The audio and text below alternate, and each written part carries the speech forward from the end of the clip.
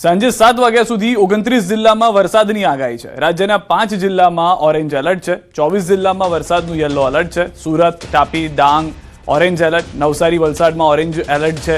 અમદાવાદમાં પણ વરસાદનું યલો એલર્ટ રાખવામાં આવ્યું છે। 24 જિલ્લામાં વરસાદનું યલો એલર્ટ છે। સુરત, તાપી, ડાંગમાં પણ ઓરેન્જ એલર્ટ જે છે તે આપવામાં આવ્યું છે। તો વરસાદ જે લાંબા સમયથી વિરામ પર હતો તે ફરી એક વખત વાપસી કરતો હોય તેવા દ્રશ્યો જોવા મળી રહ્યા છે।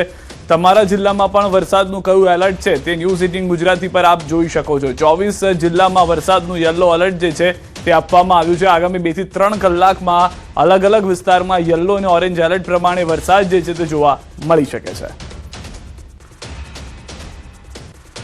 તો ભાવનગર શહેર સહિત જિલ્લામાં બપોર બાદ વાતાવરણમાં અચાનક પલટો જોવા મળ્યો છે। વાદળછાયા વાતાવરણ વચ્ચે શહેર અને આસપાસના વિસ્તારોમાં ધીમી ધારે વરસાદ શરૂ થયો।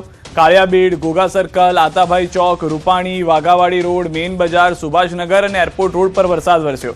શહેરના અનેક વિસ્તારોમાં વરસાદ વરસતા વાતાવરણમાં ઠંડક પ્રસરી ગઈ છે।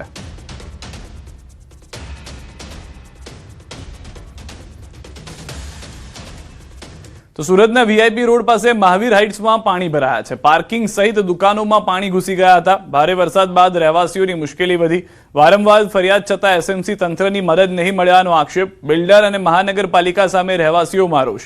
પાણીનો કાયમી નિકાલ કરવાની રહેવાસીઓની માંગ। ફરિયાદો છતાં સમસ્યાનું નિરાકરણ નહીં આવ્યાનો પણ આક્ષેપ છે।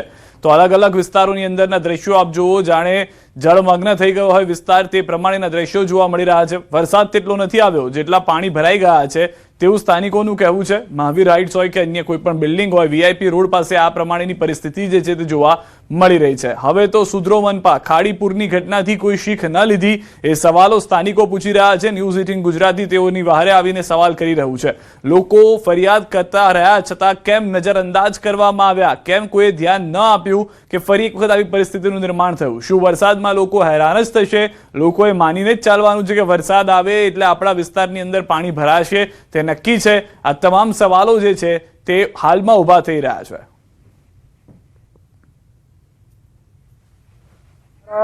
बिल्डर ने तो काम अच्छा किया ही नहीं है। चारों साइड से हमारा बारिश में जब पानी आती है तो हमारे झरना बन जाती है पूरी सोसाइटी। इसका हमारा रिक्वेस्ट है बिल्डर से भी आप काम करवा के दीजिए।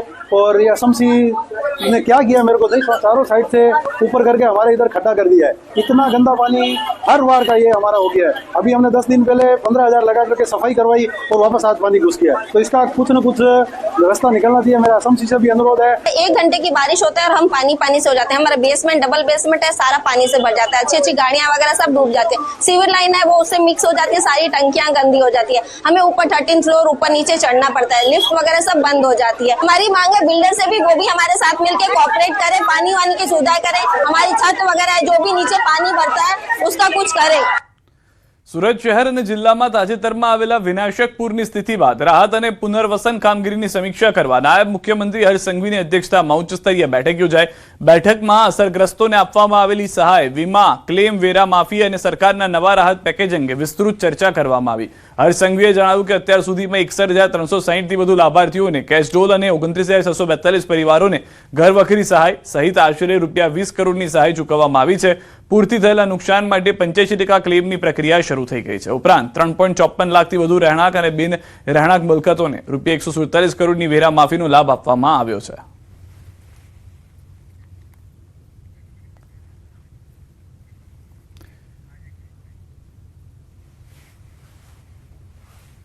આજે બપોરે 12 વાગ્યા સુધી સુરત શહેરમાં 61,360 લોકોને કેશડોલ ચૂકવી લેવામાં આવ્યા છે અને ઘરવકરી માટે 29,642 લોકોને ઘરવકરીની બી સહાય પહોંચાડી લેવામાં આવી છે। એટલે કુલ મળીને આજ સુધીનું ગણીએ તો 20 કરોડ રૂપિયા જેટલા ઘરવકરી અને કેશડોલની અંદર ચૂકવી લેવામાં આવ્યા છે લોકોને। આજે 29 કરોડ રૂપિયાની રકમના ક્લેમ લોકોના પાસ કરીને એમને ચેક આપવાની બી કામગીરી પૂર્ણ કરવામાં આવી છે। 3,54,600 યુનિટ એને 147 કરોડ રૂપિયાના વેરાની માફીનો બી પરિપત્ર થઈ ચૂક્યો છે। તો સુરતમાં વિનાશક ખાડીપુર બાદ અસરગ્રસ્ત નાગરિકો અને વેપારીઓને મોટી રાહત આપતા સુરત મહાનગરપાલિકાની સ્થાયી સમિતિએ 147 કરોડ રૂપિયાના વેરા માફી પેકેજને મંજૂરી આપી છે. આ યોજના હેઠળ શહેરની 3.54 લાખથી વધુ રહેણાંક અને બિન રહેણાંક મિલકતોને સીધો લાભ મળશે. 3.04 લાખ રહેણાંક મિલકતોનો સંપૂર્ણ મિલકત વેરો માફ કરવામાં આવશે, જ્યારે 50,500 ગ્રાઉન્ડ ફ્લોર અને બેઝમેન્ટમાં આવેલી વેપારી મિલકતોને રાહત પણ આપવામાં આવશે. મિલકત વેરા ઉપરાંત યુઝર ચાર્જ અને શિક્ષણ ઉપકરણમાં પણ છૂટછાટ આપવામાં આવશે. જો કોઈ અસરગ્રસ્ત મિલકત યોજનામાં સામેલ ન થયો હોય તો માલિકો આગામી 2 મહિનામાં પુરાવા રજૂ કરીને લાભ મેળવી શકશે. રાજ્ય સરકાર દ્વારા પણ અસરગ્રસ્તોને રાહત પેકેજ જાહેર કર્યું છે. સુરત મહાનગરપાલિકા દ્વારા પણ સુરતના શહેરીજનોને રાહત મળી શકે તે માટે એક વેરા માફી યોજના જાહેર કરી છે, જેમાં રહેણાંક મિલકતો 3,04,000 અને બિન રહેણાંક મિલકતો 50,500 મળીને કુલ 147 કરોડ રૂપિયાના વેરા માફીની યોજના સુરત મહાનગરપાલિકા દ્વારા જાહેર કરવામાં આવી છે. જમ્મુ કાશ્મીરમાં ભારે વરસાદ ખાબક્યો છે. ચિનાબ નદી પર સતત થઈ રહેલા ભારે વરસાદને કારણે સલાલ ડેમના દરવાજા ખોલી દેવામાં આવ્યા છે, જેના લીધે નદીના જળસ્તરમાં ભારે વધારો થયો છે. આ પરિસ્થિતિને ધ્યાનમાં રાખીને તંત્ર દ્વારા નદી કિનારા અને નીચાણવાળા વિસ્તારોમાં રહેતા લોકોને સાવધ રહેવા તેમજ બિનજરૂરી રીતે નદી કિનારે ન જવાની અપીલ કરવામાં આવી છે. સંબંધિત પરિસ્થિતિ પર સતત નજર રાખવામાં આવી રહી છે અને તમામ જરૂરી સાવચેતીના પગલાં લેવાઈ રહ્યા છે. આ સાથે જ લોકોને અફવાઓથી બચીને માત્ર વહીવટીતંત્ર દ્વારા જાહેર કરાયેલી સત્તાવાર માહિતી અને સુરક્ષા નિર્દેશોનું પાલન કરવા વિનંતી કરવામાં આવી છે.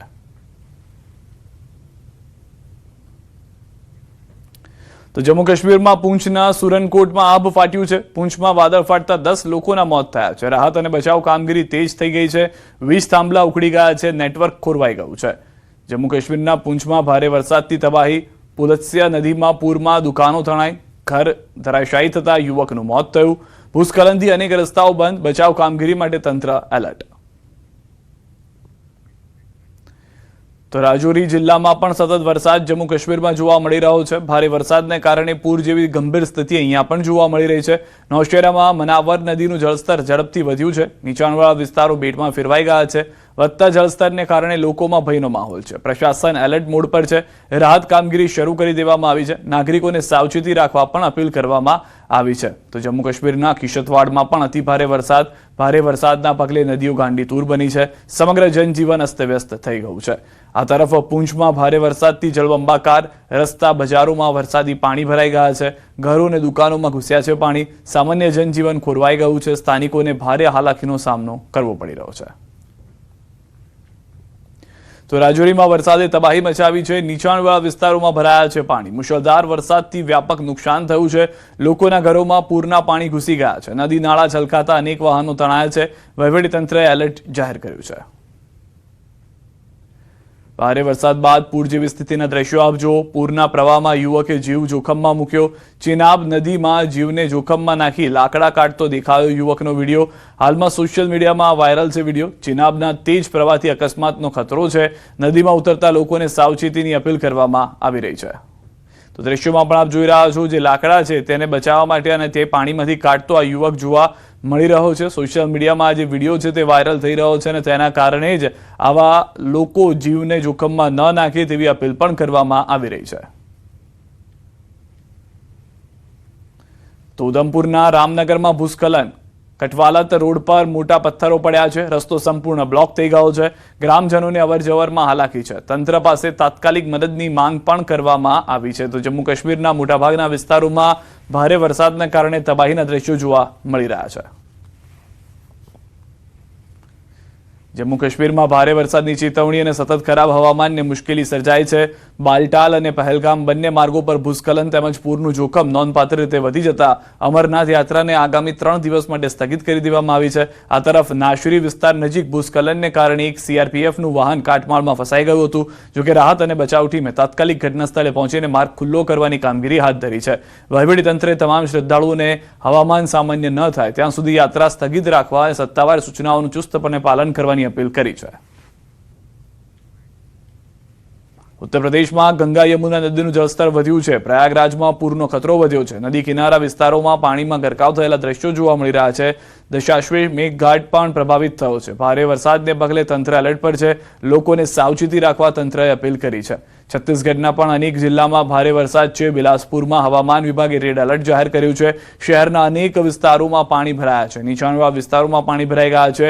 પૂરના પાણી લોકોના ઘરોમાં ઘૂસી ગયા છે. લોકોના ઘર વખરીને વસ્તુઓને નુકસાન થયું છે. આગામી 48 કલાકમાં ભારે વરસાદની આગાહી કરવામાં આવી છે. વાત હવે ગુજરાતની કરીએ. અરવલ્લી જિલ્લાના મેઘરજમાં વરસાદની ખેંચને લઈને વેપારીઓ અને નગરજનોએ નવચંડી તથા પર્જન્ય યજ્ઞનું આયોજન કર્યું હતું. જૂના બજારમાં શાસ્ત્રોક્ત વિધિ વિધાન સાથે યોજાયેલા યજ્ઞમાં ઇન્દ્રદેવને પ્રસન્ન કરી સારો વરસાદ વરસે અને લોક કલ્યાણ થાય તેવી પ્રાર્થના કરવામાં આવી. વરસાદના અભાવે ખેડૂતો અને નાગરિકોમાં ચિંતાનો માહોલ જોવા મળી રહ્યો છે. યજ્ઞ દરમિયાન શ્રદ્ધાળુઓએ પવિત્ર આહુતિઓ અર્પણ કરી મેઘરાજા વહેલી તકે કૃપા વરસાવે તેવી પ્રાર્થના કરી.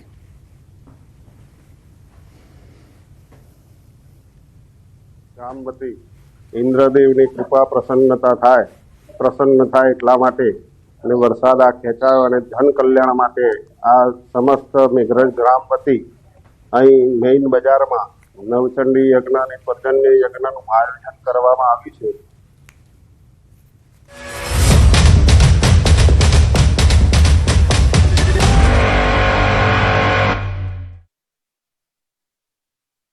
ફેક્ટરી બ્લાસ્ટમાં દાહોદના એક જ પરિવારના 5ના મોત થયા છે. તમામ મૃતકોના પાર્થિવ દેહ ગામમાં પહોંચતા અરેરાટી વ્યાપી ગઈ. ગોવિંદા તળાઈ ગામના એક જ પરિવારમાં માતા અને 4 સંતાનો જીવતા ભડતું થયા, જ્યારે પિતા ગંભીર રીતે ઇજાગ્રસ્ત થતા હોસ્પિટલમાં સારવાર હેઠળ છે. એક જ પરિવારના 5 સભ્યોના કરુણ અવસાનથી સમગ્ર ગામમાં શોકનો માહોલ છવાઈ ગયો છે. તમામ મૃતકોને અંતિમ વિદાય આપવા તૈયારીઓ કરવામાં આવી છે. તો પિતા